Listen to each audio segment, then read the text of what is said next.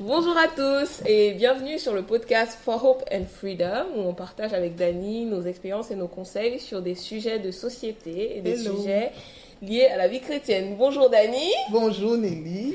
Comment ça va? Ça va très bien. Alors on va mettre un peu les gens en contexte. Nous sommes chez moi, dans mon petit salon avec une petite tasse de thé. Voilà, on chill, on est tranquille. Merci pour l'accueil. Essayez de faire pareil, c'est l'été, il fait beau, donc asseyez-vous, prenez une petite tasse de thé, une petite glace, que vous voulez, parce qu'on va partager sur un sujet qui est quelque peu délicat. Alors Dani, tu veux annoncer le sujet? On va parler de la discrétion vs le commérage. Et première question pour Dani, est-ce que tu as déjà eu dans ta vie à divulguer un secret d'une personne? Oui. Malheureusement, j'ai déjà eu à divulguer une information confidentielle. Et qu'est-ce que ça a eu comme impact? Ça dépend. Pas un très bon impact. Je peux quand même dire que j'ai divulgué une information confidentielle qui m'a coûté une amitié.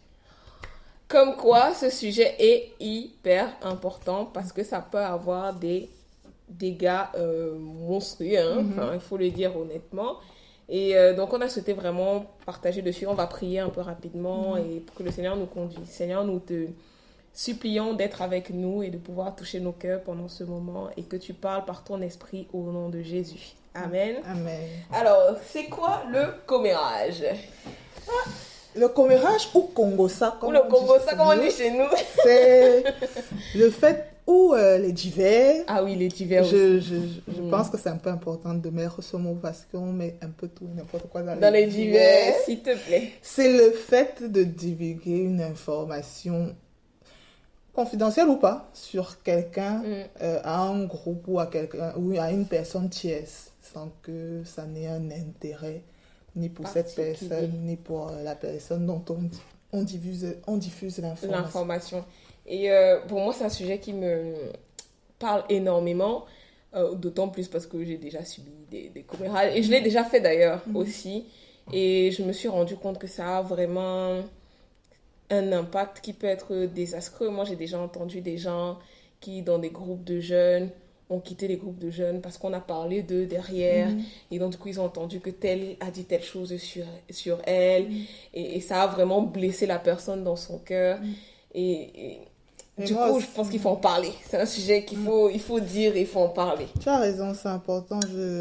Je côtoie aussi des personnes qui sont blessées parce qu'elles ont subi des commérages et pense que tout le monde les voit sous le prisme de ces commérages. Donc en fait, le commérage peut déposer une blessure dans le cœur de quelqu'un qui fait que cette personne n'arrive plus en fait à avoir une bonne image d'elle-même et je trouve que c'est quand même grave. C'est grave. Et du coup, moi, je me suis demandé pourquoi est-ce qu'on fait du commérage selon toi? Qu'est-ce qui fait que quelqu'un soit poussé à faire du commérage ou à divulguer une information qu'il ne fallait pas?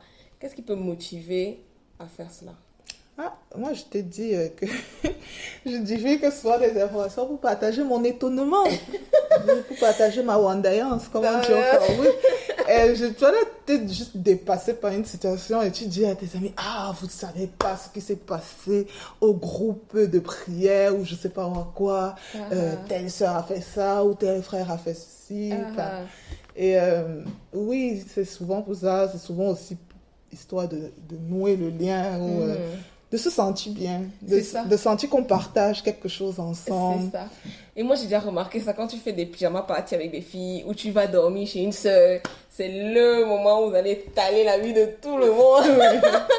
Vous ne dormez parce que vous commencez à parler de sujets. Après, vous en arrivez à parler de tel. Est-ce que tu sais que tel est comme ça? Est-ce que tu sais que tel est fiancé? Est-ce que tu sais que tel est maintenant avec tel? Est-ce que tu sais que tel a acheté un appartement? Est-ce que tu... Parce que vous n'avez pas d'autres sujets et c'est ça qui agrémente votre relation. Et on s'y plaît. On s'y plaît. Et je sais que je le disais à un des podcasts, je ne sais plus lequel, qu'on est... Ah oui, c'était sur... quand on a eu la question sur les crushs, c'est qu'on est souvent très, très curieux de la vie des gens. Et parfois, un peu trop. Et du coup, il faut faire attention à cela, je pense, parce que ça a des méfaits. On a cité l'un des méfaits, c'est que les gens peuvent être blessés de ce qu'on parle d'eux. Ouais.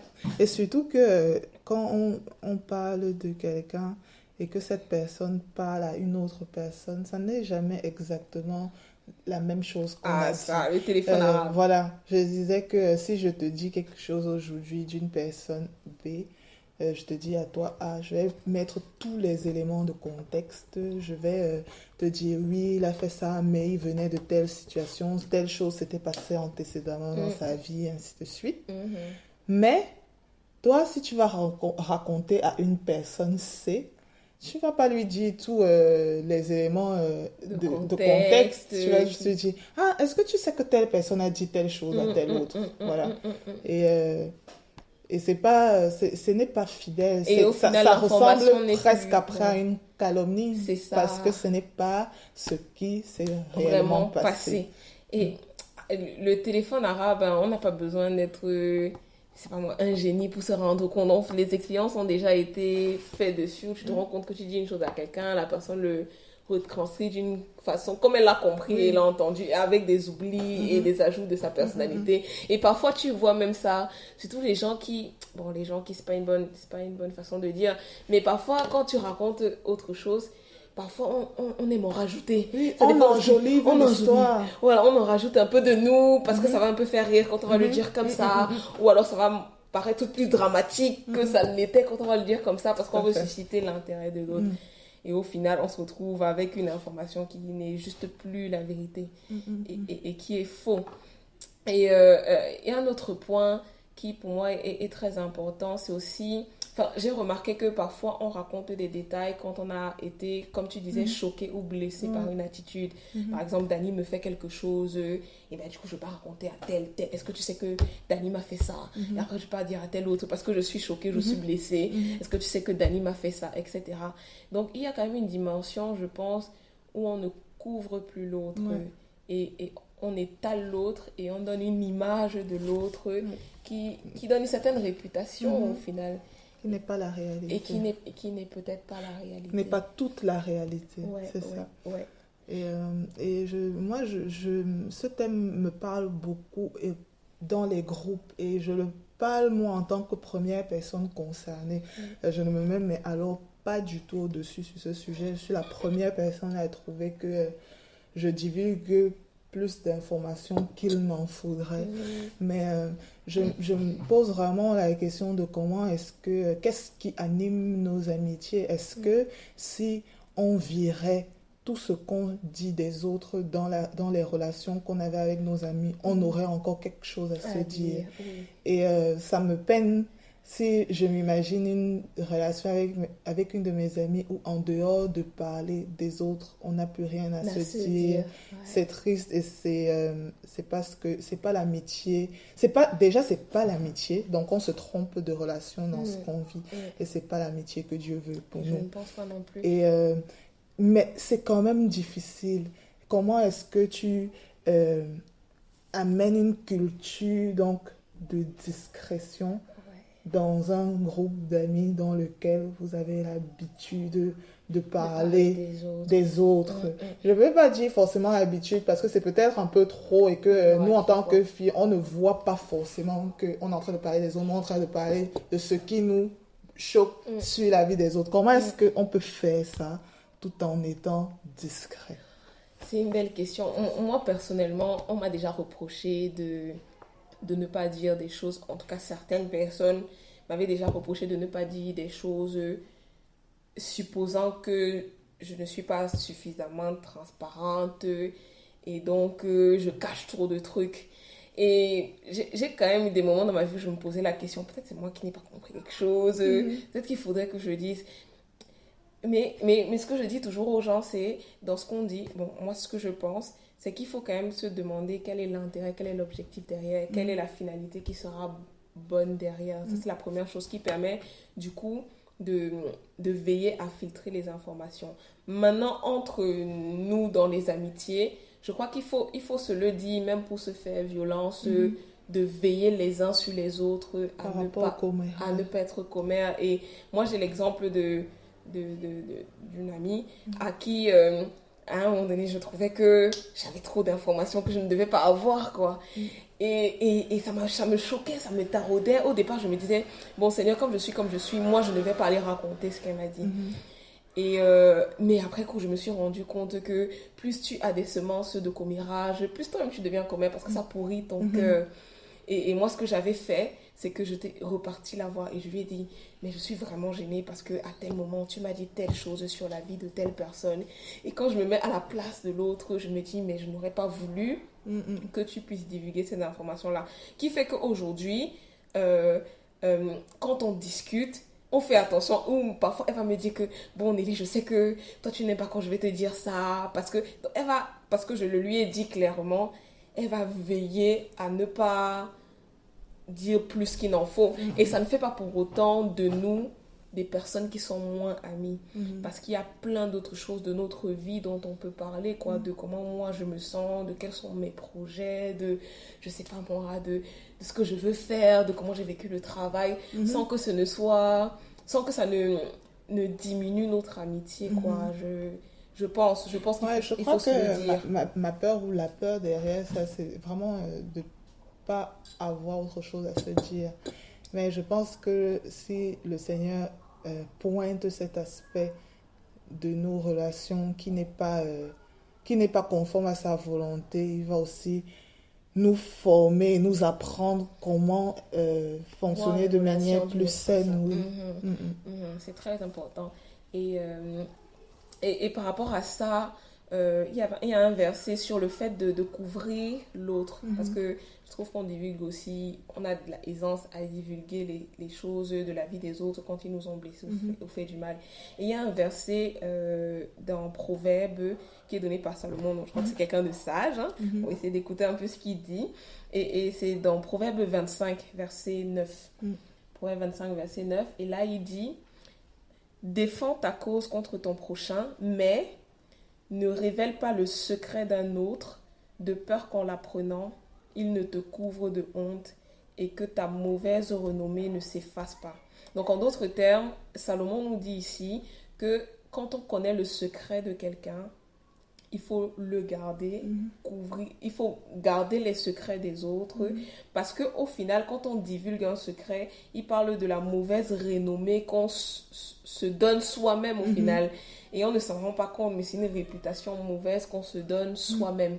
Et parfois, on peut se dire que non, mais quand je vais dire à tel, je lui ai quand même dit de ne pas dire. Mais celui à qui tu as dit de ne pas dire va aussi dire à l'autre, tel qui est son ami, qui va dire de ne pas dire. Et on se retrouve avec tout le monde qui est au courant des choses. Et ce n'est vraiment pas une attitude à avoir, quoi. Il faut veiller à garder les secrets des autres. Je pense que c'est très, très important. Et moi, ce que je dis, l'un des moyens de s'assurer de ça, c'est de se dire que si j'étais à la place de la personne de qui on parle, qu'est-ce que je voudrais qu'on dise de moi? Et je crois que ça aide énormément. Par exemple, malheureusement, je vois ça beaucoup en ce qui concerne les couples. Et tel a appris que tel est en couple et il va dire à son ami tel. Il faut se poser la question, si moi j'étais en couple avec quelqu'un et que je ne l'avais pas encore divulgué, est-ce que j'aurais voulu que si tel apprenne, qu'elle puisse aussi aller le divulguer à d'autres personnes? Qu'est-ce que ça me ferait qu'on parle de moi un peu dans les discussions en disant que non mais j'ai appris que tel est avec tel. Et si c'est quelque chose qu'on n'aimerait pas, il ne faut pas faire aux autres ce qu'on n'aimerait pas qu'ils nous fassent, quoi. Et je crois que c'est déjà un bon moyen de filtrer les choses. Et pour revenir sur la discrétion qu'on oppose justement au commérage, je pense que c'est vraiment le caractère. Je pense que c'est vraiment le caractère que Dieu apprécie des personnes qui, à l'inverse de celles qui divisent tout, peuvent rester discrètes. Et je pense que ça se manifeste de plusieurs manières. Et on ne se rend pas souvent compte qu'on manque de discrétion. Il y a plein de questions qu'il faut bannir.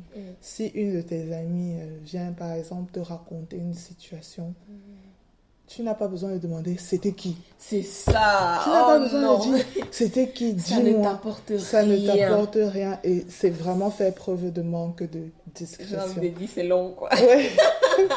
Apparemment, c'est long et resté c'est long, c'est resté dans les annales. Maintenant, quelqu'un me dit un truc, je lui dis, bon, c'est long. Aussi, un autre exemple, c'est si j'ai appris quelque chose sur une personne, sur quelqu'un, que ce soit quelque chose de positif ou de négatif, je ne vais pas forcément venir vers elle, lui dire j'ai appris Ah que... oui, ça c'est aussi le truc qui m'énerve. Oh, ça c'est vraiment c'est pas discret. En plus de ne pas être discret, c'est un manque de tact incroyable. C'est un manque de sagesse. Qu'est-ce que tu en sais? Par exemple, les futures mamans. Oui. Tu peux avoir appris par un concours de circonstances. Des fois, c'est une information qui, dans notre culture, on essaie souvent de garder le secret au maximum. Et la personne, la future maman diffuse au fur et à mesure en fonction de ses proches. C'est une bonne nouvelle, donc ça peut forcément échapper. Tu peux me dire, oh, Denis, c'est génial, j'ai appris que telle personne est enceinte. C'est pas un secret, mais la discrétion veut que si je rencontre cette femme, cette future maman, cette sœur, je lui laisse le plaisir de me l'annoncer. Et surtout, je ne me fâche pas qu'elle ne me l'ait pas dit. Oh, ça c'est un autre truc. Et moi, je trouve que c'est très difficile de vivre. On est souvent blessé dans notre orgueil parce qu'on estime qu'on aurait dû savoir. Et pareil pour les couples dont tu parlais. Tu sais que tel et tel sont fiancés. Est-ce que tu peux leur permettre de venir te le dire? Et surtout, de ne pas t'offusquer du fait qu'ils ne l'auraient pas dit. Bon, je mets de gros guillemets. C'est ce que je viens de dire parce que ça dépend de la proximité. On est d'accord. Je dis déjà à toutes mes amies, si j'apprends dehors que vous êtes fiancés, ça va pas aller. Ça va pas aller, mais au moins ça c'est connu. Je veux dire, parce qu'il y a des gens que vous savez tous les deux que vous n'avez pas de proximité. Mais tu t'octroies le droit ou une légitimité d'être au courant des choses de sa vie. S'il vous plaît, arrêtons. C'est inutile, ça ne sert à rien et on se fâche pour rien et on perd du temps. On se fâche pour rien et on se stresse pour rien. J'ai vu tellement de personnes être stressées de l'ordre dans lequel ils allaient annoncer qu'ils sont en groupe ou enceintes ou je ne sais pas quoi. C'est dans la simplicité. Tu dis comme ça te vient, selon ce que l'occasion est de grâce. Aimons juste les autres. Si tu n'as pas su finalement et que le ventre est assorti, tu vas souvent dire que ouais ma soeur, je vois que tu es enceinte. Félicitations. Et c'est terminé. Basta. Et c'est terminé. Franchement, parce que je trouve quand même qu'on abuse. C'est ça. Et je suis désolée, peut-être c'est aussi un truc des milieux africains. Mais il faut quand même le dire. On abuse. Et il faut qu'on arrête. Et il faut souvent aussi se dire que les gens sont des grandes personnes, quoi. Si quelqu'un ne t'a pas dit quelque chose, ce n'est pas parce qu'il est bête ou qu'il n'a jamais pensé à te le dire. Il a qu'il n'a choix. Peut-être pas pensé. Oui. En fait, il y a tellement d'options que ça ne sert à rien de choisir une option. C'est ça, en fait. Déjà, tu te fais mal pour rien. Tu n'es pas dans la joie ou le malheur. Enfin, je sais pas. Tu n'es pas dans la joie de l'événement. Par exemple, parlons pour un événement heureux.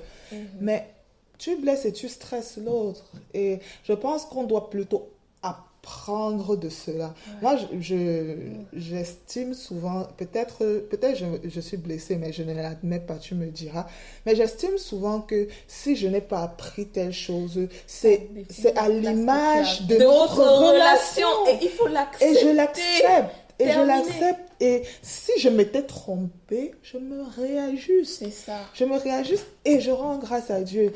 Et je pense que c'est un peu ça. Et dans la même lancée, ne nous offusquons pas de la discrétion des autres. Je prie vraiment pour que le Seigneur nous permette de voir la discrétion comme une valeur, comme une chose à admirer, comme une chose à laquelle aspirer. Je sais que ça peut arriver, surtout quand on estime qu'on aurait dû savoir.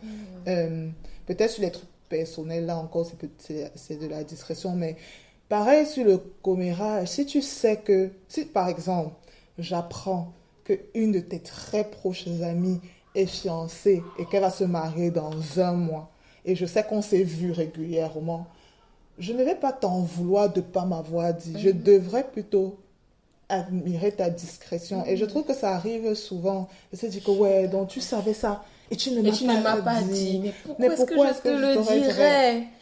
C'est ça. Déjà, moi, j'aimerais arriver à ne pas te le dire, en effet, parce que ça ne te concerne pas et que ce n'est pas ton ami. Et que ce n'est même pas ton ami. Et que ce n'est pas ton ami. Et j'aimerais que si jamais je ne t'ai pas dit, que tu considères que j'ai fait preuve de discrétion et gloire à Dieu. Oui, c'est pas un défaut parce qu'on dit oh telle soeur, elle est trop cachotière.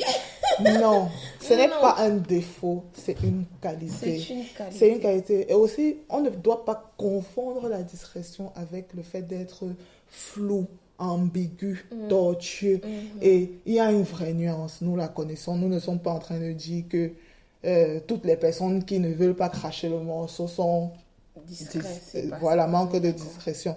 La vérité, c'est que au contraire, il faudrait que même dans les amis, ou pas forcément dans les amis, même dans les cercles qu'on fréquente, qu'on soit transparent, le plus transparent possible, par regard pour les autres. Donc, et même si on ne le fait pas, qu'on le dise. Tu vois, il y a des situations où, par exemple, tu peux te dire, apparemment, tel frère et telle sœur vont déménager ou je sais pas quoi, ou vont se mettre en couple, ou sont en couple. Et tu peux aller demander. Je pense que c'est pas faire preuve de discrétion, mais plutôt d'être un peu philo, tortueux, que de te dire non, en fait, on ne sait pas, ou en fait, non, je n'ai pas, par exemple, tel frère a trouvé le boulot, ça se sait, ou on a tellement prié pour ce sujet en groupe, dans le groupe de prière, et ce frère serait peut-être déjà en train de signer un contrat. L'information t'est arrivée et spontanément, tu vas te réjouir avec cette personne. Si le frère ne te dit pas que oui, c'est en cours, je n'en ai pas encore parlé parce que on ne sait jamais. Tu vois, je n'ai pas encore signé. Comment on sait les choses d'ici là, on te dit oui, le temps que tu as signé, on t'a refusé. Il fait preuve de discrétion. Mais s'il te dit non, comment, je n'ai pas encore trouvé. Parce qu'il estime que tant qu'il n'a pas signé, il n'a pas te dit. Pour moi, je trouve que ce n'est pas une attitude correcte. Et on devrait être le plus transparent. Je comprends aussi qu'il y ait des personnes cachotières, mais ce n'est pas de ça qu'on parle. On parle vraiment des choses qui n'apportent rien, qui n'ont aucune valeur et qui, des fois, en fait, on préférerait oublier.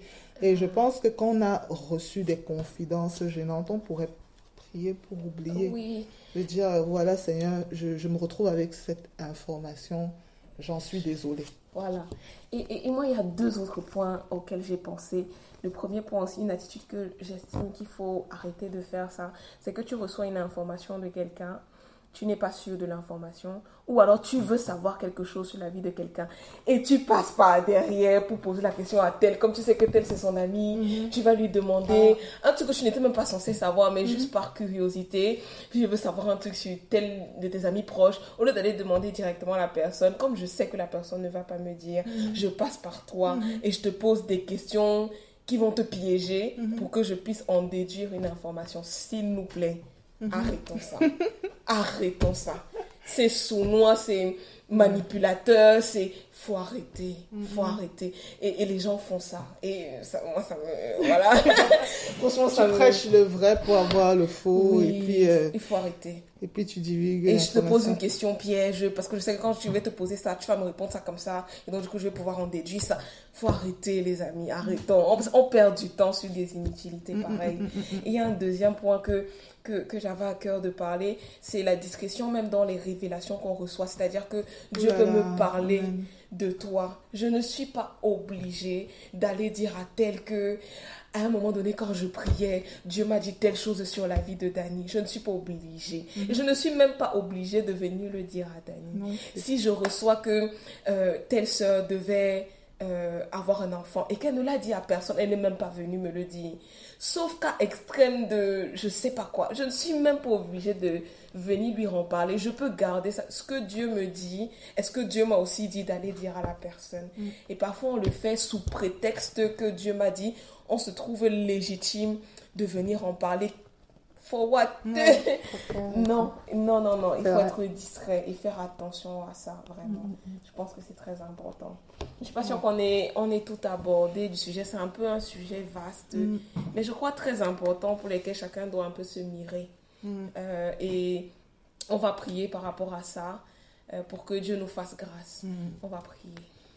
Seigneur Jésus, je veux vraiment te dire merci pour la grâce que tu nous accordes de partager ce sujet. Seigneur, pour cette faute, ce péché que tu montres dans nos cœurs et que nous voulons vraiment abandonner. Seigneur, nous te demandons pardon. Seigneur, je te demande pardon parce que j'ai blessé des gens par mon manque de discrétion.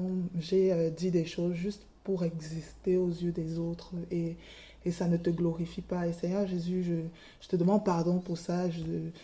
Je prie afin que tu restaures aussi toutes les personnes qui ont été blessées par le commérage et que Seigneur, chacun pour sa part, tu nous montres où est-ce que nous pouvons nous améliorer. Que Seigneur Jésus, tu déclenches vraiment une remise en question sur ce sujet dans nos interactions avec nos amis, les membres de notre famille. On a parlé du commérage entre amis, mais même dans la famille, ça fait d'énormes dégâts. Et Seigneur Jésus, nous te supplions afin que tu nous aides par ta grâce. Amen. Amen. Gloire à Dieu. J'espère que vous avez été bénis. Moi, j'ai été beaucoup bénie. Et on prie que le Seigneur nous fasse vraiment grâce par rapport à tout ça. Et si vous avez des questions, des ajouts de comment est-ce que vous vivez commérage vs discrétion, n'hésitez pas. Si on est aussi disposé avec Dani, si vous avez besoin de prière, besoin de vous confier de façon anonyme ou pas, n'hésitez pas à nous le dire. Et on vous rappelle aussi qu'on a mis en place depuis je ne sais plus quand la rubrique Ask Dani et Nelly. Donc on est disposé à recevoir vos questions. Vous pouvez nous les envoyer pour ceux qui nous connaissent directement ou alors plutôt passer par la boîte mail forhopeandfreedom@gmail.com ou alors poser vos questions sur Facebook. Il y a des questions qu'on reçoit sur Facebook pour lesquelles on se dit qu'on va y répondre plutôt dans la rubrique Ask Dani et Nelly. Donc, n'hésitez pas. Et aussi, si vous avez des sujets qui vous intéressent, n'hésitez pas à nous le communiquer. Voilà. Et donc, à vendredi dans 2 semaines pour le prochain podcast. Bisous. Au revoir à tout le monde.